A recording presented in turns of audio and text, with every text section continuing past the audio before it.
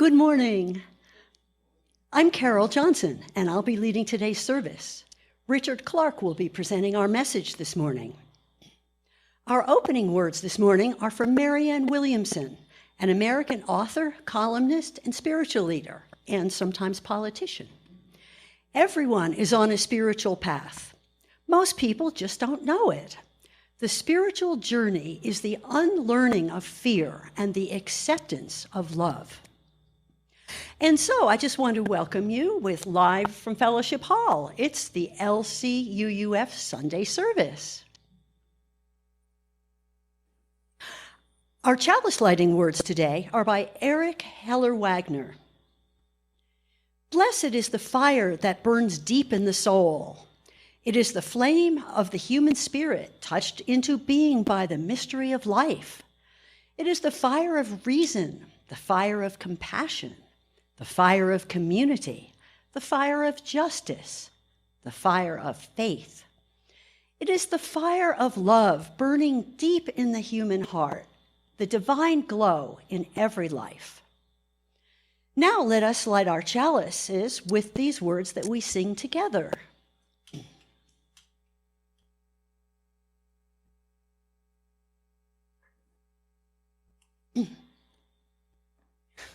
We kindle this light in celebration for the life that we share. Our announcements were on a slideshow before the service, and if you didn't see them, don't worry. They were sent out by email yesterday with the order of service for today, so they're in your inbox. A few notes. Our building is now open to all for in-person services. We continue to offer our service on Zoom each Sunday for those who are unable to attend in person. Wearing masks in the fellowship building is now encouraged but not required. And now, a special welcome to our visitors. If you're visiting with us for the first time or have returned and reconnected with us after a long absence, we invite you to say your name and tell us where you're from. If you're on Zoom, use the Zoom raise hand feature, or just turn your video on and wave your hand. We'll ask you to unmute. If you're in the room, just raise your hand, and we'll start with people in the room. Is anyone new here with us today? Looks like not. All right. Are there any new people on Zoom this morning? I haven't seen any raised hands. All right. Thank you, Fred. Okay. Our opening hymn is Rejoice, Enter, Rejoice, and Come In, number 361 in the hymnal. Please rise as you are able and join us in singing.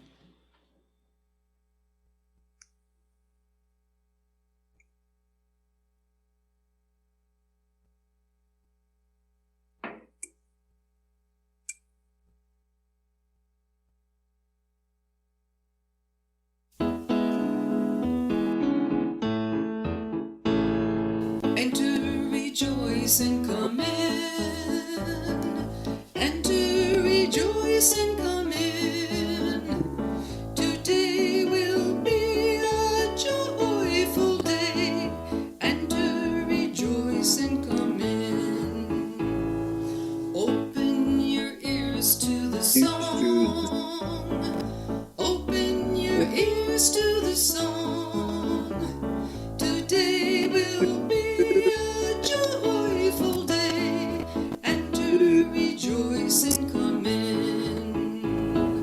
Open your hearts, everyone, and to rejoice and come in.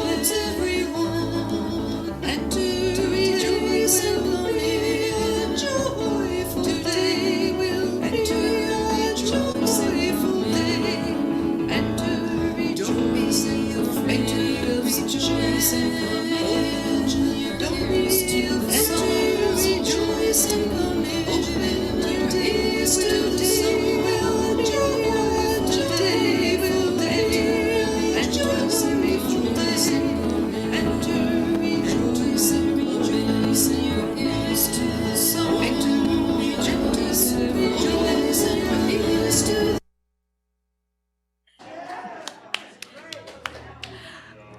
I didn't realize we were doing that as a round today, but there it was.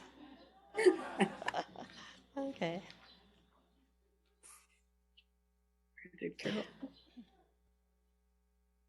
Where are we? Okay. Each week, we take time to remind ourselves that we belong to a community that cares for each other. We do this by sharing any significant joys or sorrows in our lives.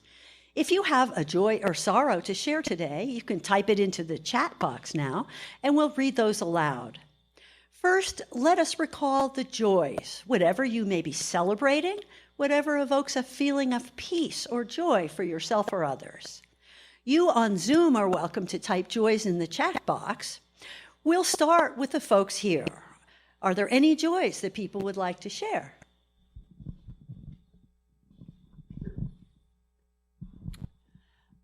My name is Sue. I would like to light a candle for all of the people that have helped me since Kelly died, especially those who have been involved with my computer and my car.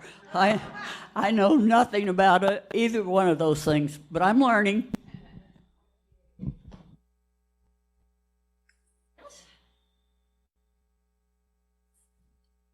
As with most things in life, we have a combined joy and sorrow.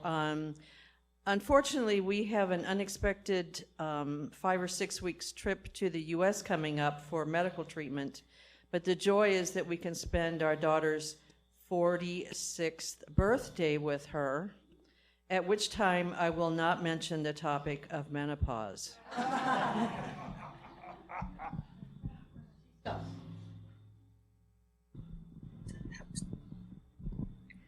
Hola, good morning, everybody.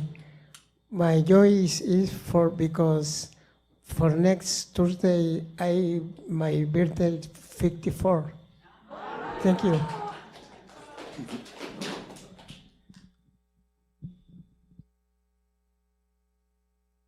All right. Are there any joys this morning on Zoom, Fred? Carol, just before we move on to Zoom, Teresa would like to mention a joy. All right. Oh, my joy is that Fred, Mardell, and I were able to get our booster vaccines this week. Thank you to Paula and several other people.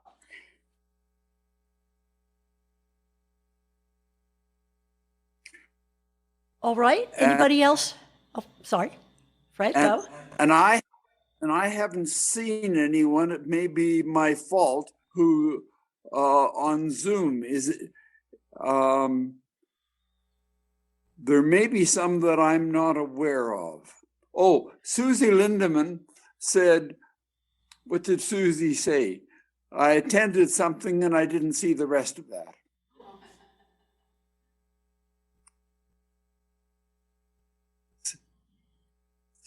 I can say it. Want me to say it? Please do. Okay. Okay. It was really So, cool. Susie, sorry to cut you off, but we'll now voice our sorrows or concerns. Whatever you or the world may be holding that is in need of our healing and caring thoughts, you're welcome to type sorrows and concerns into the chat box. Again, we'll start here with the folks in the room. Any sorrows today here?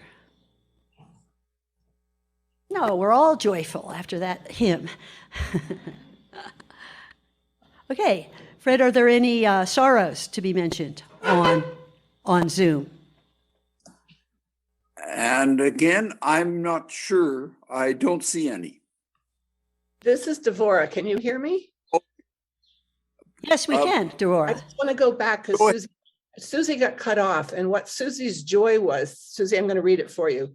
I Thank you. attended a Unitarian service on Zoom in Hungary from 3 to 4 a.m. during the rains with Reverend Susanna preaching. She visited us here at LCUUF several years ago, and I visited her in Hungary. That was this morning. That was Susie's joy. Thank you. Anyone else? Any more sorrows? No? We're all joyful today. That's great.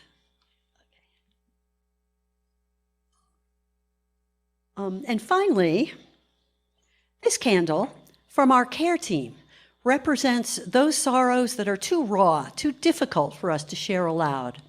So many of us have had losses, partners, children, grandchildren, losses that remain present to us every day. So many of us have burdens, anger, fear, and frustration, all of those things that weigh heavy on our hearts. We light this candle for all those unspoken sorrows. Uh-oh.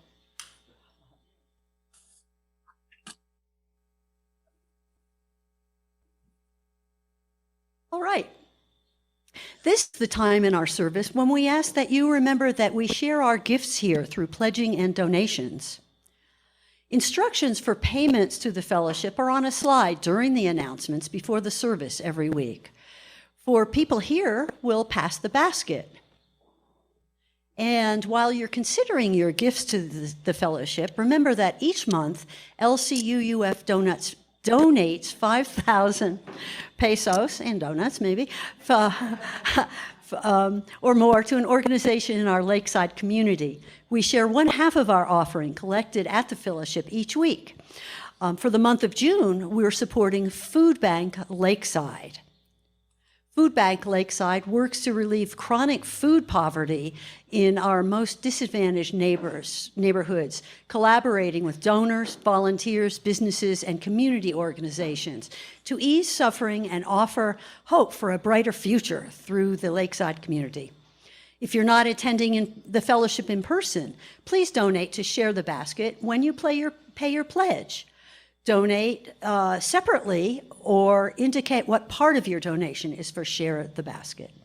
The offering has now been given and gratefully received.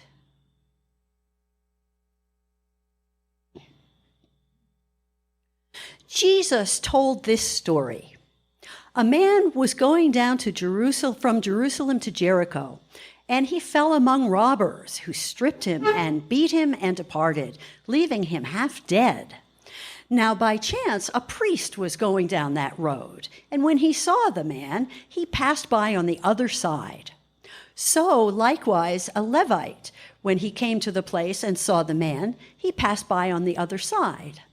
But a Samaritan, as he journeyed, came to where the man was, and when he saw him, he had compassion. He went to him and bound up his wounds, pouring on oil and wine. Then he set him on his own animal and brought him to the inn and took care of him.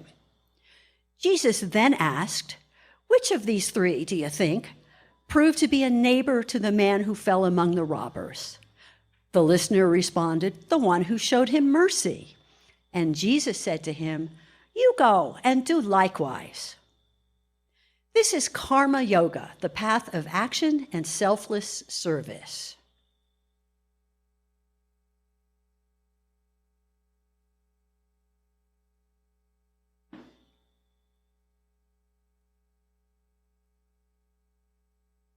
Today's talk will be long.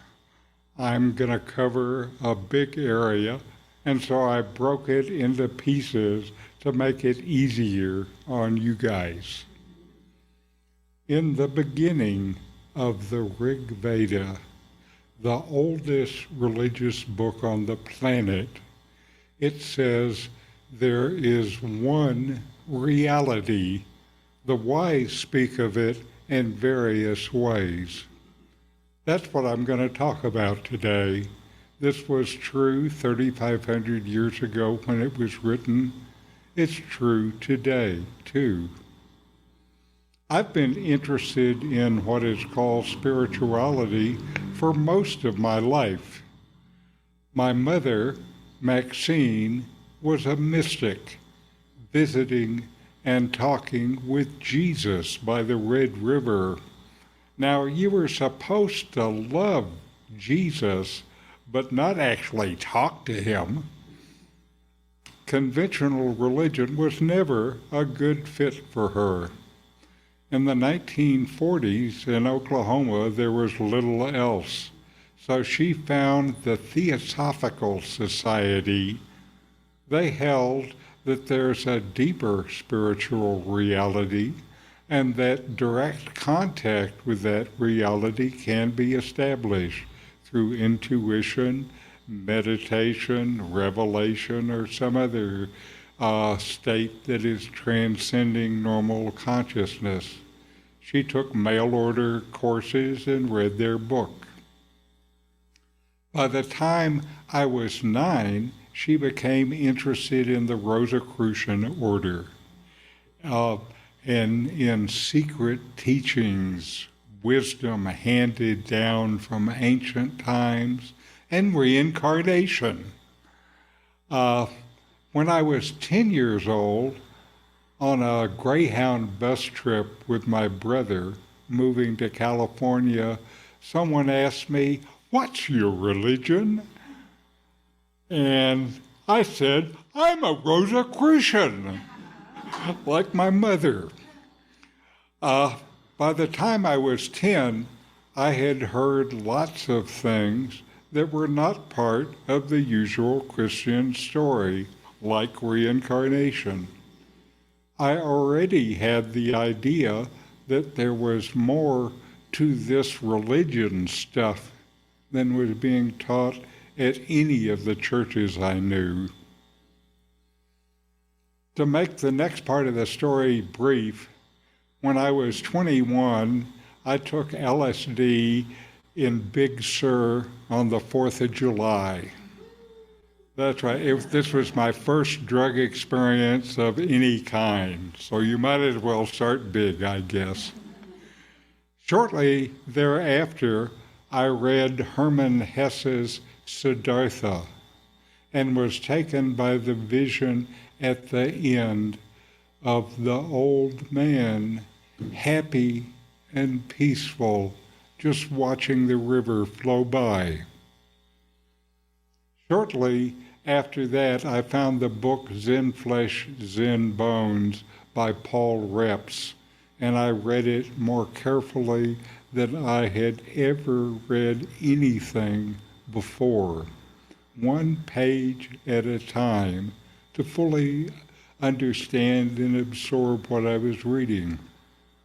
This started a 25-year process of learning and trying to practice Chan Buddhism.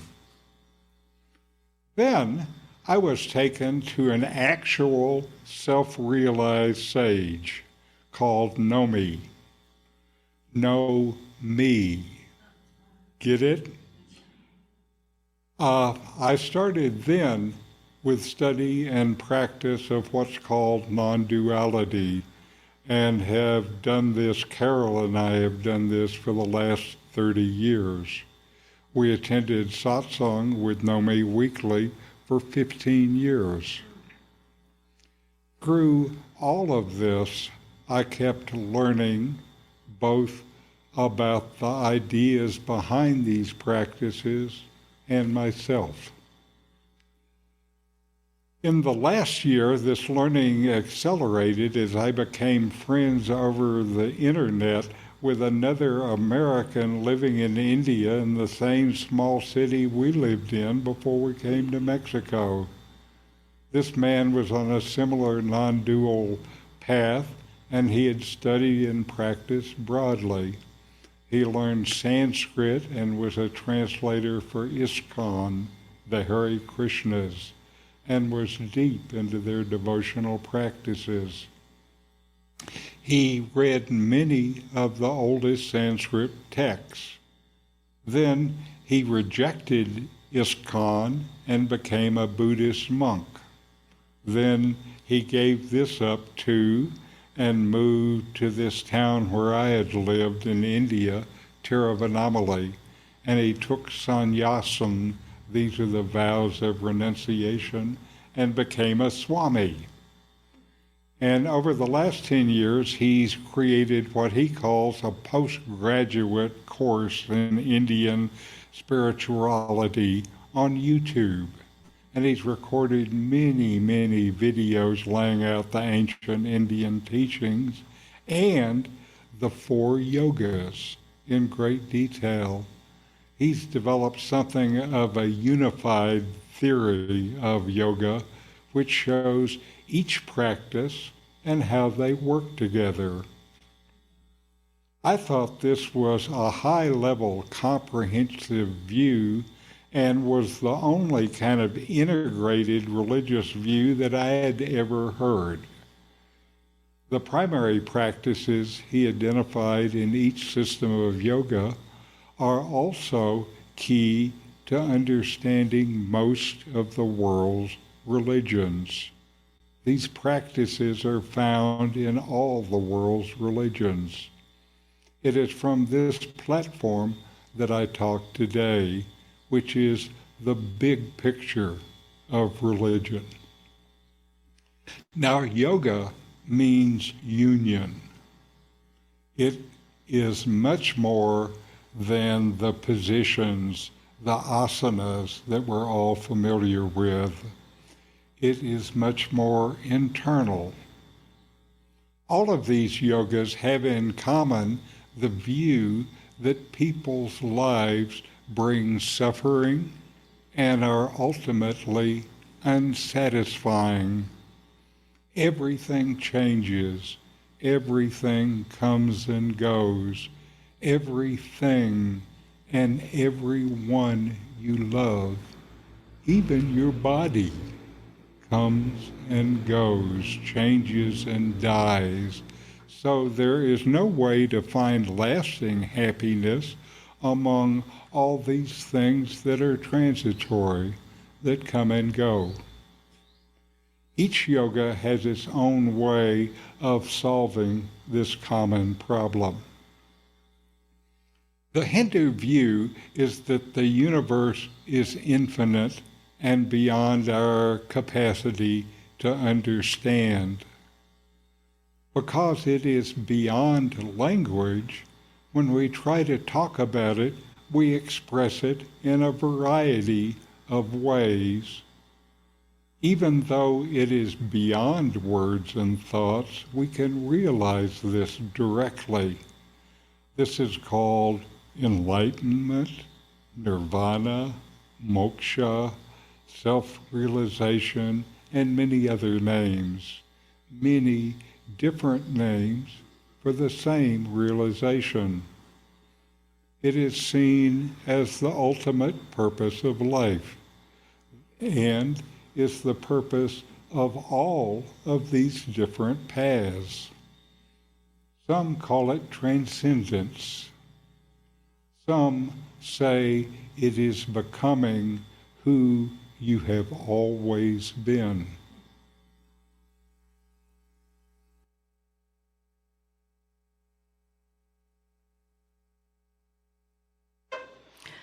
The story of Juan Diego takes place on December 12th, 1531.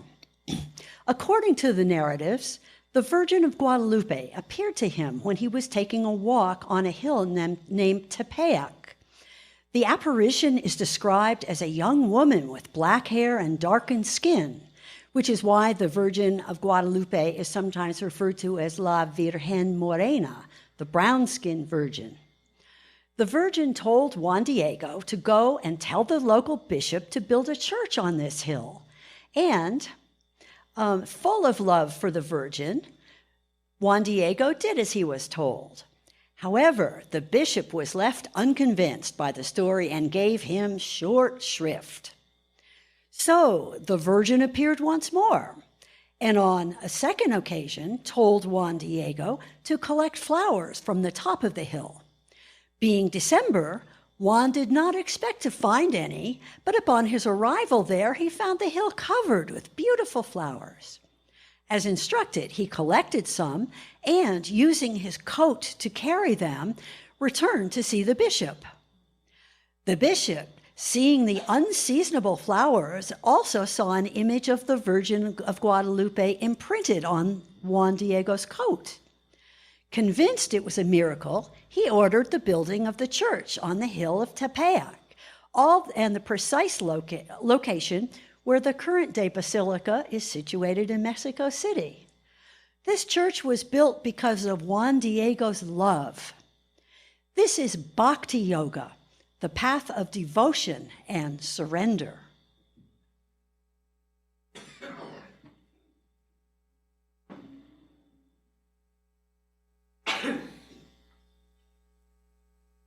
Each of the four yogas has realization as their aim.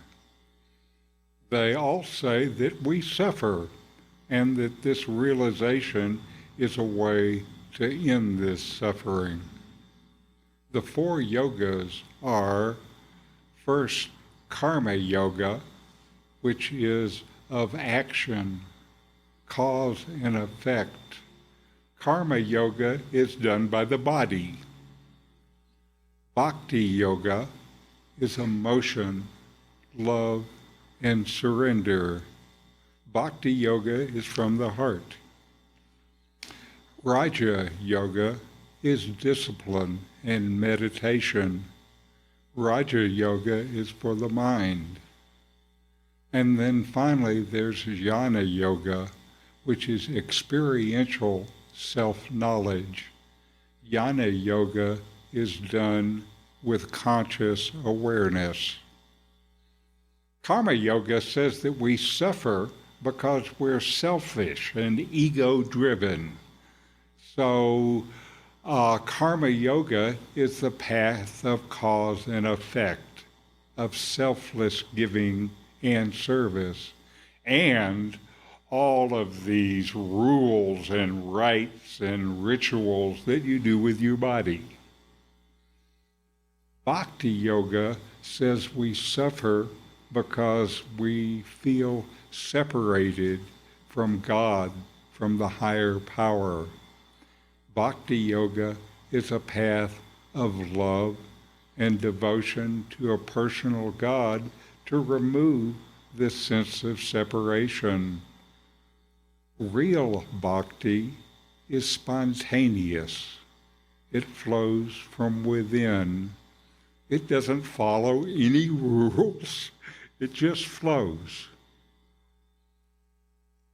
Raja Yoga says we suffer because of illusions, desires, and aversion. This path is disciplines to strengthen the mind and meditations to dispel the illusions. Raja Yoga was the base from which Buddhism grew, so they're very similar. Jnana Yoga says we suffer because of ignorance of our real nature. So the path is one of experiential knowledge that removes that ignorance. All of these paths can take you to the highest, so they are all valid. They all work. This is not like the ideas in many other religions who say that they are right and everybody else is wrong. These four paths are all correct. Even though they say different things, they all work. All share one element, though, and that's a belief in something greater than the individual. This is where it can be hard for you-yous. It's too much like God. But the thing is that this power greater than you, can be lots of different things. It can be your community. It can be the fellowship. It can be your family. It can be humanity. It can be the universe. It can be evolution. It can be the tooth fairy.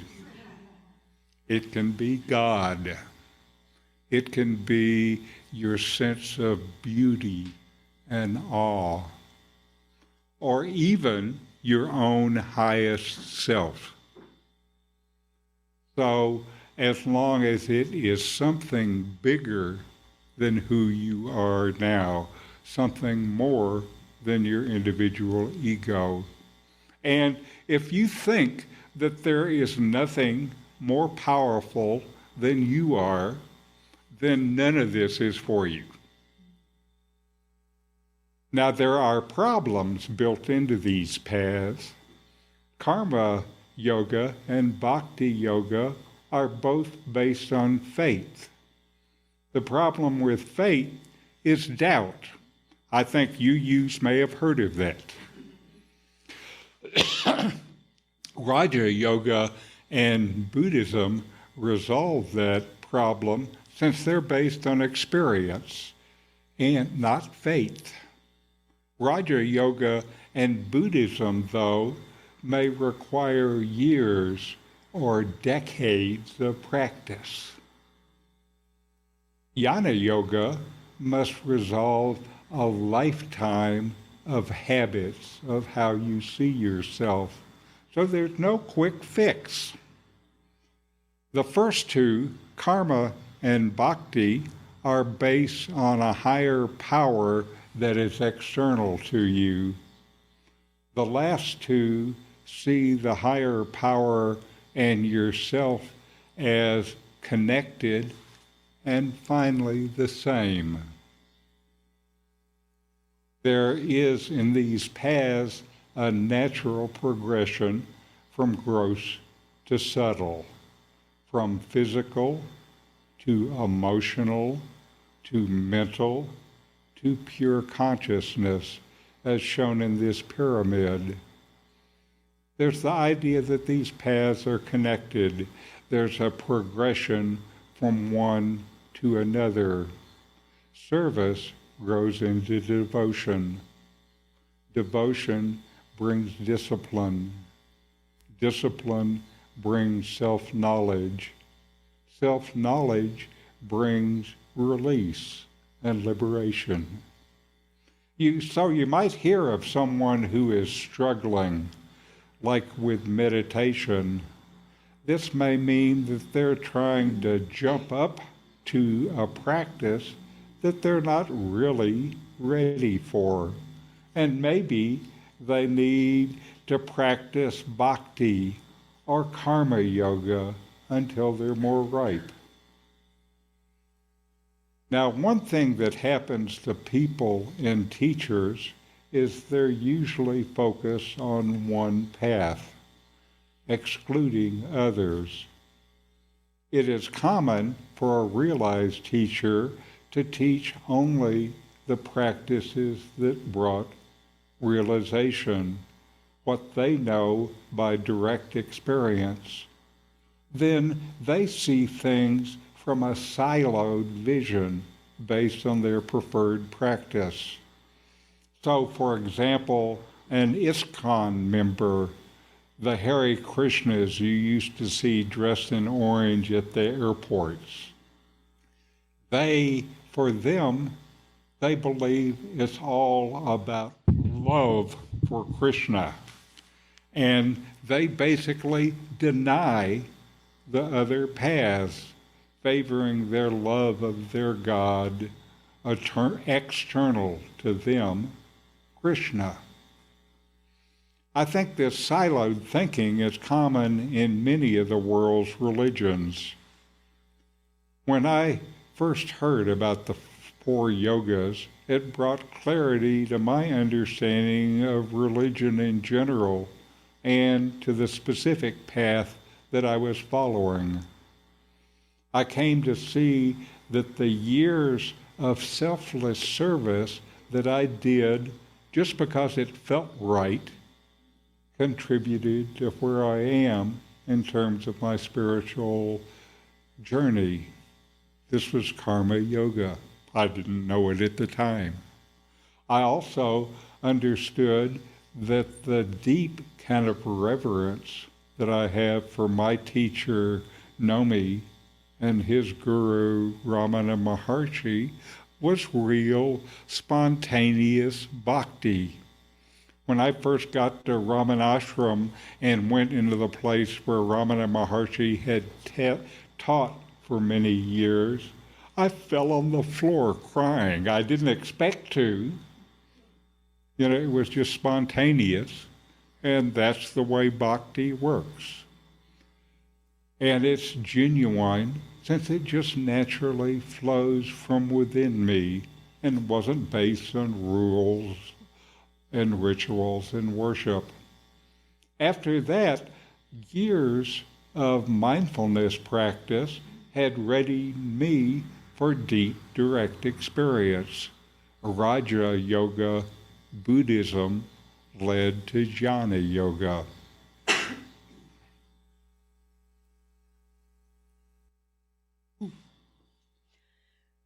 The young Buddha-to-be, Prince Siddhartha, was the son of a king.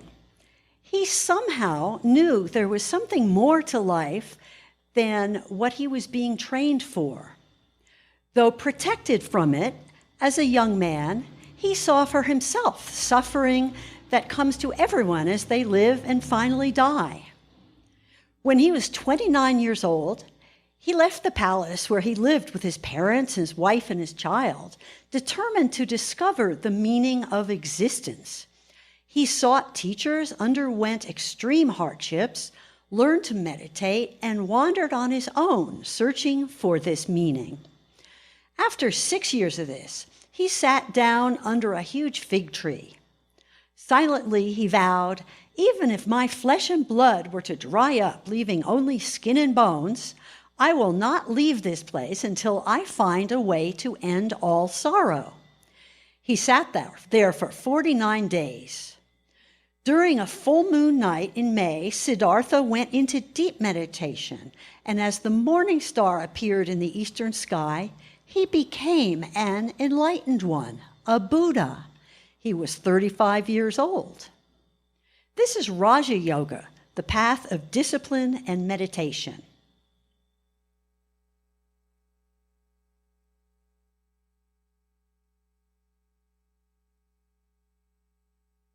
So now, let's look around us, all religions we know, and see what they're like in the light of these four paths.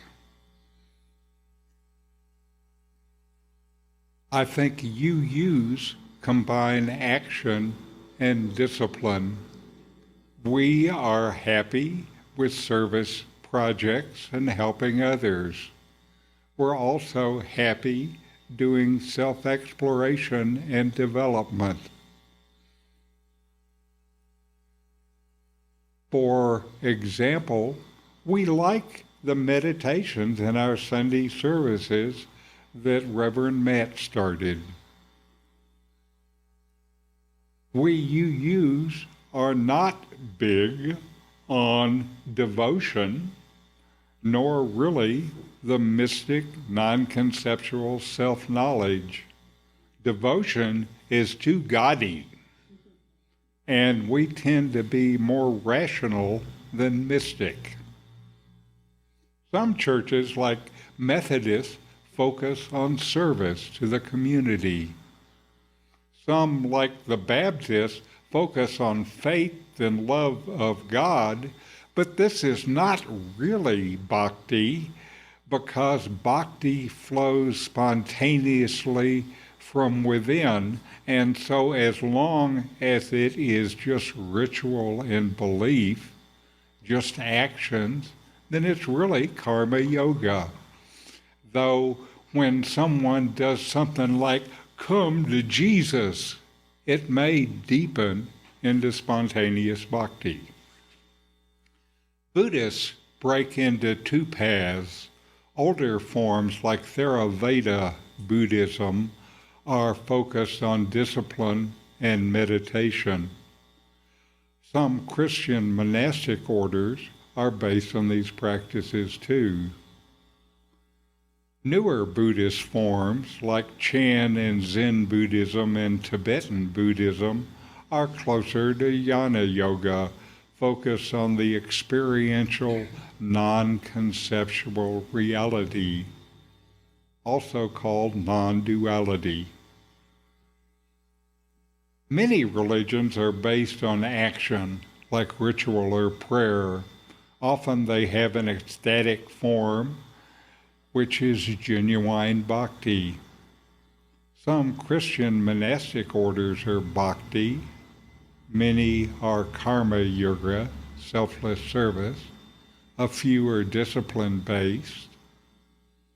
Most faith-based religions are really based on actions with rituals and required worship.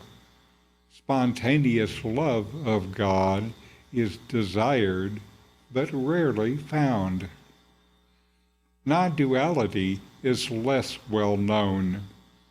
When I look on the internet for a good definition, here is one.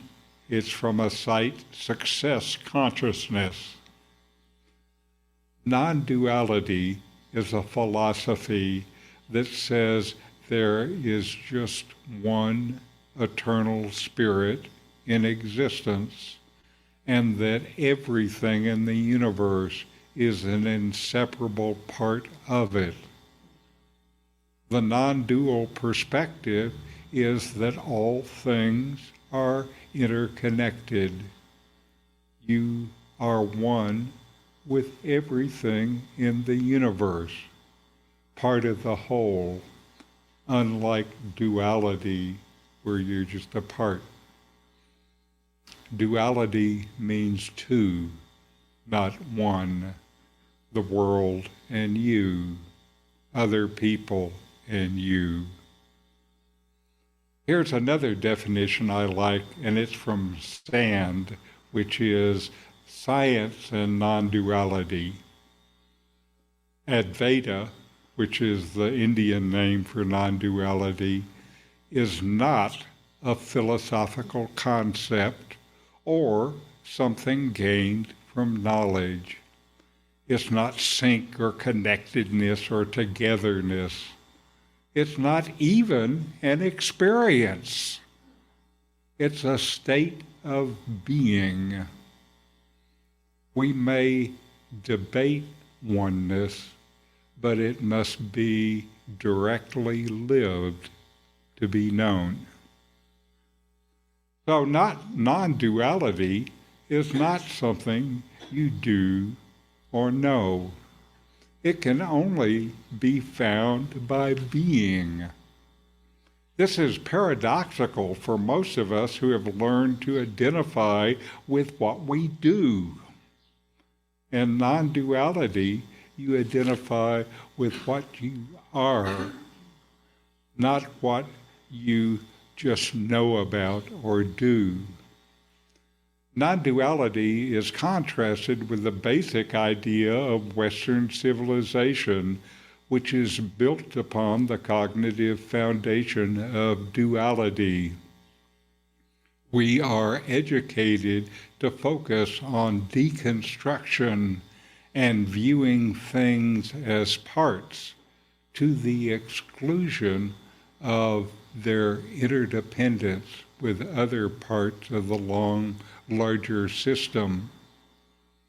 Duality is the worldview of hierarchical dominance, power and control, competitiveness, individualism, compartmentalization of isolated individuals. Non-duality is about inclusion and cooperation. The idea of realization in non-duality is self-realization, and there's a specific meaning. Self-realization is when you know directly and experientially that you are not the idea of yourself that you have always held. Rather, you are the knowing consciousness in which this idea is known. The individual is dissolved, so to say, in the infinite. The form of non-dualism that I practice, Advaita Vedanta, is oriented towards jnana, self-knowledge, as the path for liberation. Advaita means not two. In other words, non-dual. The Christian group closest to this, I think, are the Gnostic Christians. I think the Quakers approach it too. The Hindu view is there are many paths. Western religion shows many paths too. The Hindu view is all these paths are valid. All can bring realization. All are true, even though the words are different. Each path can take you to the end, to the ultimate. But what we need to do is find a path that fits us, that we have deep connection and rapport with. Then stick to that path. Take it as far as you can. You can learn from other paths, but apply this learning to your path. Find a path deep enough to support your growth. Find one your heart is drawn to, where there's something inside pulling you. Then make it a part of your daily life. Keep at it, even if it's just a little bit every day. Take it as far as you can each day. If you're not sure where to start, but want to start, maybe try to find ways to freely give of yourself to friends, your community, to the world. This is karma yoga. And then see where it takes. Or if you're drawn to meditation, then try to build an actual daily practice that you can keep with. Just start digging a hole where you can keep digging. Don't dig a bunch of shallow holes. You'll never get there. There are many ways to succeed, except by not starting to begin with. And it is possible to grow from selfless service into love, into discipline, into direct knowledge. Some paths go together like service, action done with love. Now, what we're talking about is the path of all paths. It's shown in Hinduism as a whole, and in Western religion in fragments. Still, they all talk about the same thing. They all lead in the same way, maybe with different words. So, find your path, a path with a heart, and follow it. Take it where it goes, stay with it, and keep growing. To repeat from the Rig Veda, there is only one reality. The wise speak of it in different ways.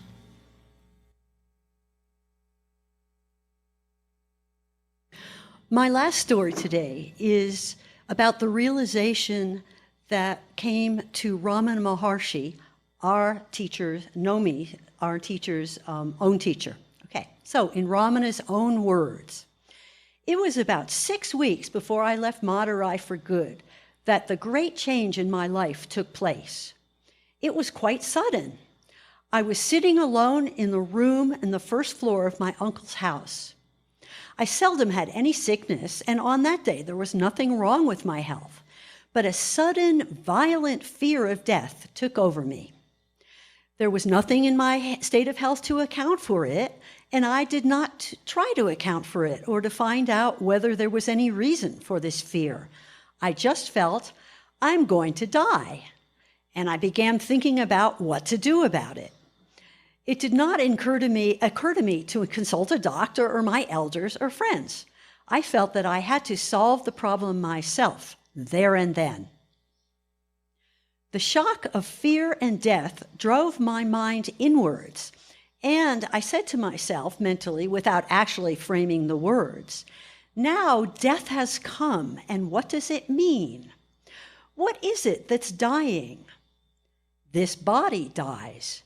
And at once, I dramatized the occurrence of death. I lay with my limbs stretched out stiff, as though rigor mortis had set in, and imitated a corpse so as to give greater reality to my inquiry.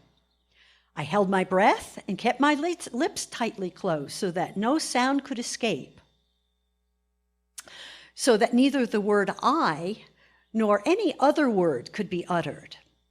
Well then, I said to myself, this body is dead. It will be carried stiff to the burning ground and there burnt and reduced to ashes. But with this death of the body, am I dead? Is the body I? It is silent and inert, but I feel the full force of my personality and even the voice of the I within me, apart from it. So I am spirit transcending the body. The body dies, but the spirit that transcends it can't be touched by death. That means that I am deathless spirit. All this was not dull thought. It flashed through me vividly as living truth, which I perceived directly, almost without thought process. I was something very real, the only real thing about my present state, and all the conscious activity connected with my body was centered on that I. I stopped going out with friends to play games and preferred solitude. I would often sit alone and become absorbed in the self, the spirit, the force or current which constituted the real me. So, this is an example of Jnana Yoga, the path of experiential self-knowledge. And that wraps up the four yogas. Okay. And now we have a closing hymn, and it's Mother Spirit, Father Spirit. Please rise and sing with us as you are able.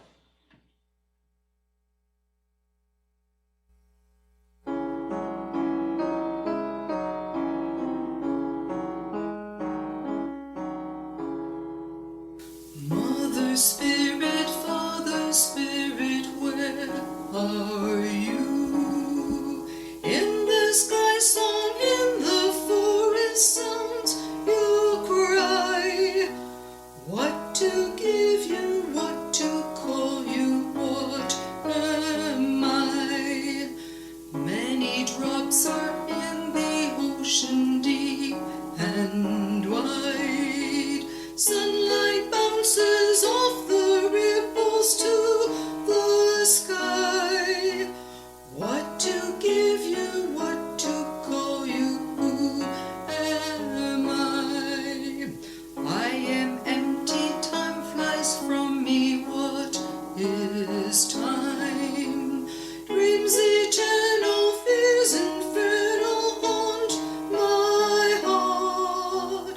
What to give you, what to call you, oh my God. Mother Spirit, Father Spirit, take our hearts, take our breath and let our voices sing our parts. Take our hands and let us work to shape our art.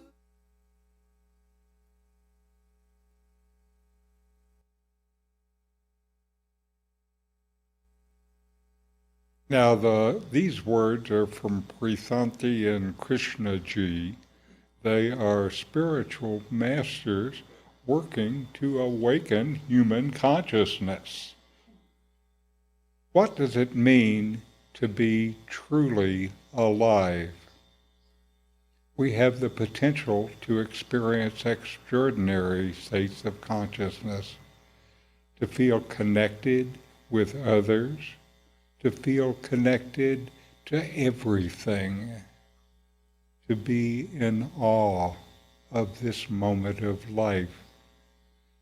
That is the potential of human consciousness, to connect, to love, to be one, to experience a love that knows no boundaries, to experience a total state of oneness. That's the potential and purpose of human life, the human brain, and the human body.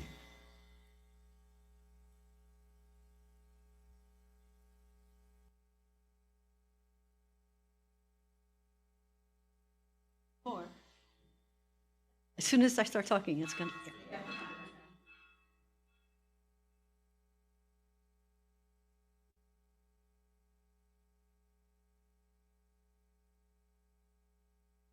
Going to be two more, I think.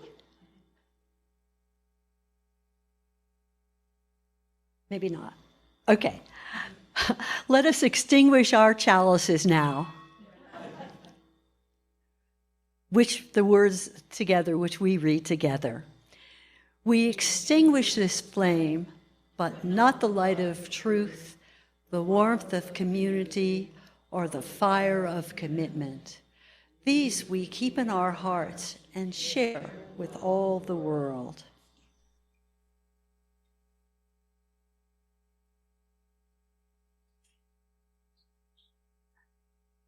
Our postlude is more sitar music.